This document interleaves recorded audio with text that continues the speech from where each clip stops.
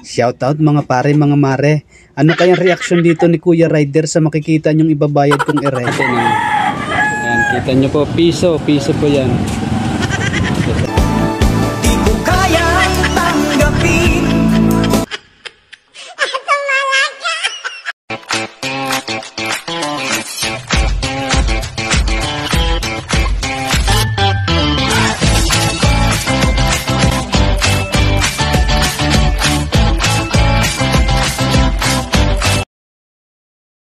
Yan nga, nagulat nga po si Kuya Rider. Hindi siya makapaniwala sa nakita niyang ere. Piso lang, piso ang ibabayad natin. Shoutout kay ate, nakatingin sa atin. Ayan, hindi siya makapaniwala na talagang piso ang ibabayad natin dito. Sabi nga, ang piso wala nang silbi, wala nang mabibili. Pero sa Shopee meron pa. Kaya wag kayong magtaka, wag kayong mag-alala. Ang piso nyo may value pa, merong halaga. Kahit na mahalin pa ang bilihin natin ngayon, meron pang pag-asa. Dahil kay Shopee, ginising mo ano tutulog kong piso sa aking bulsa. Piso na pambili ng candy ng anak ko. Binili ko ng payong. Salamat Shopee. Kaya ka mga kasama, ano pang ginihintay nyo? Umorder na. Tuturuan ko kayo kung paano maka-order ng piso sa Shopee.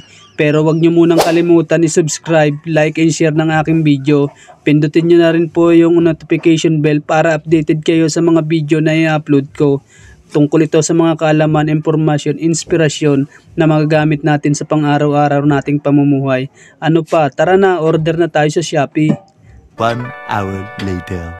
Eto na nga mga mare, mga pare, binuksan ko na ang payong kong nabili. Ngunit nagulat ako sa nakita ko kakaibang klaseng payong ere. Yung ano, kaya po piso. O, di ba? O, di ayos. O, di ba po? Hindi po kayo mababasa dito mga kasama dahil yung tubig po ng ulan ay may ipon po doon sa taas. Ganyan po kaligit. Ganyan po kaligit ang payong, di ba? O, pag puno na po yan, igaganyan nyo na lang. Hindi po, joke lang. Joke lang po. Okay, hindi lang naayos.